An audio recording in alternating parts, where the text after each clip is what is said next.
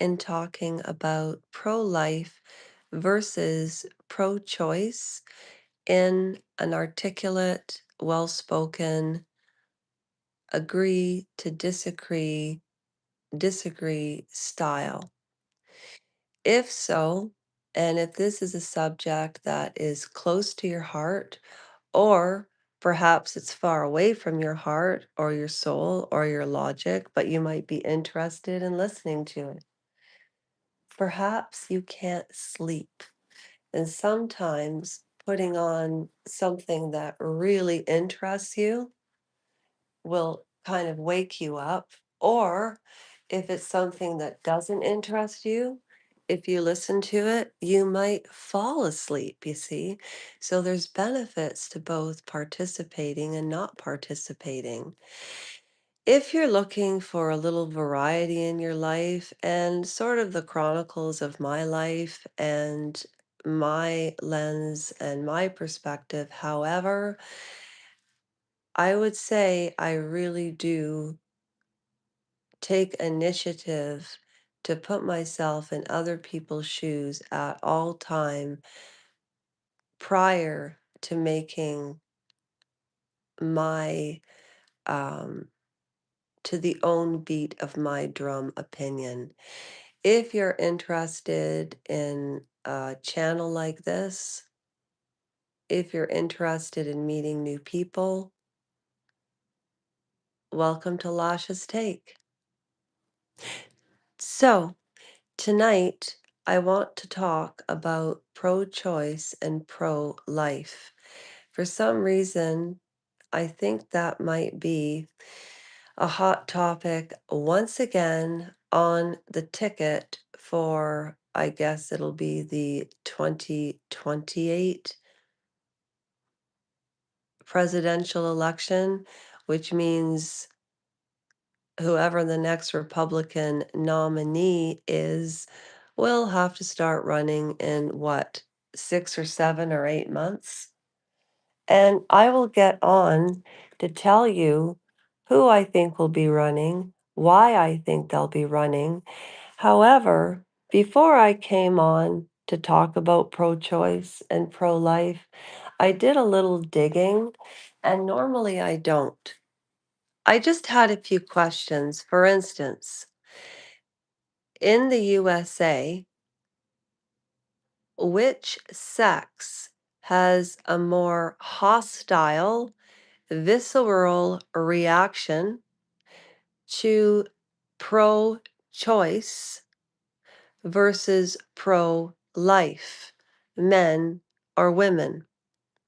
Well, in the US, women are generally more engaged with and emotionally affected by the abortion issue, while the most intense negative anti abortion reactions tend to come from specific, highly motivated individuals and groups, which can be composed of both men and women, often driven by religious or political um, identity.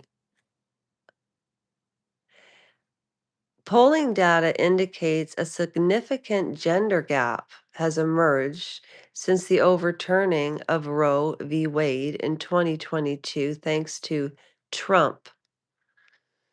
Women are more likely to identify as pro choice, to believe abortion should be legal, and to consider it a critical voting issue. They also are more likely to report feeling, I can't read the rest, Supreme Court and decision to overturn Roe v. Wade.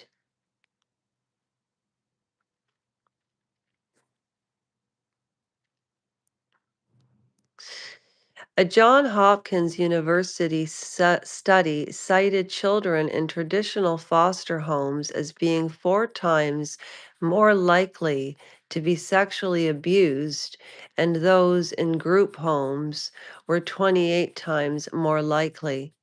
One study found that 19.5% of girls and 10.4% of boys in foster care reported experiencing at least one type of sexual abuse while in the system.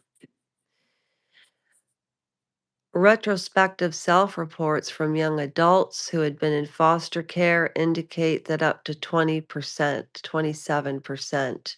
So my question is, before I came off and rattled off what I thought about abortion and pro-life versus poor choice, pro-life versus pro-choice, I had questions.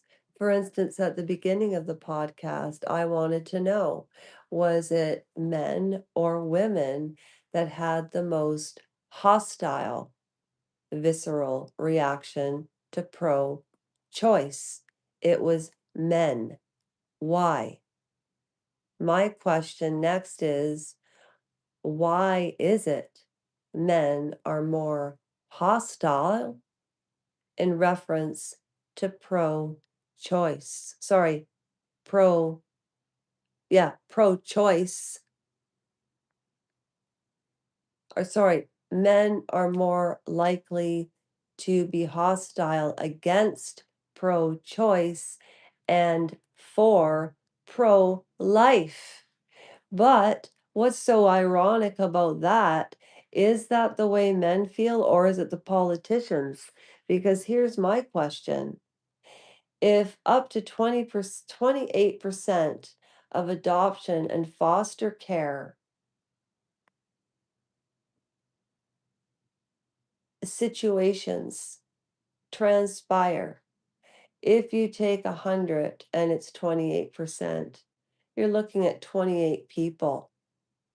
And I bet you out of 100 of those 28 children that were abused were given up for adoption because of illegal abortion or religion.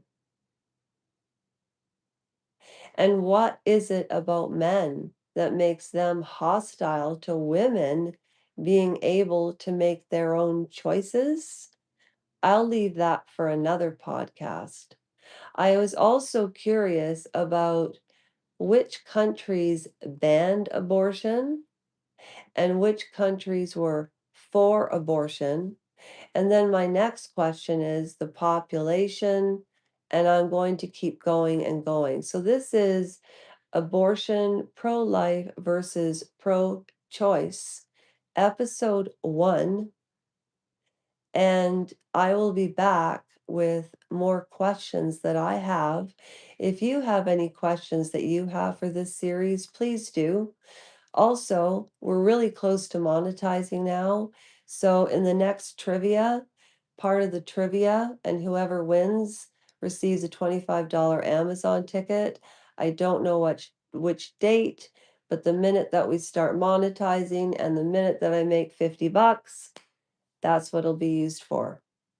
So thank you for participating. Thank you for giving this some thought. And as far as the countries, and as far, hey there, Curtis, how are you doing? My eyes are really bad. As far as personal experience of women, we will talk about. Um, I was looking for the data on the countries that were completely anti-abortion. Um, I will get back to it, but nice to see you. No, you can't see me, not tonight. You think so? Well, I find this to be really interesting. Um, I don't know, Curtis, what content do you think? Oh, don't worry, don't apologize for heaven's sakes. I appreciate whether it's one to me, honestly, I'd rather build really, really slowly with topics I'm interested in because it is a really hot topic. But before I make a decision and before I share what I think, I'm just doing a little live right now and being specific about the date and the time because I'm putting it in my written journal as well.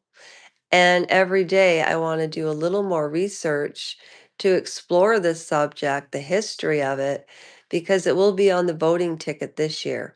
I also believe that Ivanka Trump will be running for president and Donald Trump will be the vice president. That's my prediction. And that's why I think Charlie Kirk, and the reason people are talking about his changing views is because he was against the US putting that much money into Israel. And Ivanka Trump is married to Jared Kushner, and she, what is the word? Transverted to Judaism, or is that what it's called? Um, and there are other alternative reasons the Trump do things. They take actions and initiative like chess steps for the long game. And like I said, anybody who believes otherwise, take your head out of your ass. I don't know, Curtis. You know, the more comments that you leave on my content and what I put up, and I don't care about negative feedback. Not negative, but something you think that might be interesting, like something that's interesting to you. If you don't have the time to research it and you want somebody to present the information in an articulate way, a quirky way, whichever way, let me know. But at the same time, yeah, lots of views are great. That'll make money and so on. However, if I don't believe in it, or if it's boring, like you said, because there's different strokes for different folks. So that's why I do a variety of subjects. I don't just pick one lane. I find that too difficult because there's so much going on in the world. So most people tell me to pick a theme. You know, my shorts used to be all dancing, but like I'm starting a new job tomorrow and I'm getting into my swimming routine in the morning and going to the gym in the morning. And I'll probably start doing that every morning before I go to work. So that'll be twice a week, which is great. So, anyways, how are you doing? I'm not mad with your opinions. I love your opinions. That's why I said, tell me. I don't like Trump at all. I think he's a fucking idiot, to be honest. But I also understand why people like him, you know? So don't ever apologize. I appreciate the fact that you subscribe and participate, you know? That's why I like growing slowly but surely, because I love to get to know the people on the channel. I like to have genuine rapport with people. That's why comments to me are more important than anything. Some people call him Tronald Dump. Well, listen, my friend, I'm going to get some shut-eye. It's 11:49 Eastern Pacific, or Pacific Eastern, and I'm sure I'll be live tomorrow with or without Trevor, and we'll talk then. And you can always leave questions, comments, anything on videos, posts. You can email me. My email address is LASHAPEACE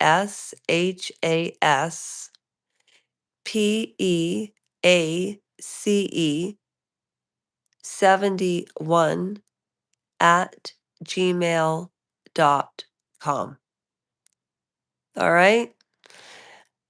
Well, that's a wrap. And thank you so much, Curtis, and for anybody else who watches this now or in the future. God bless. Bye.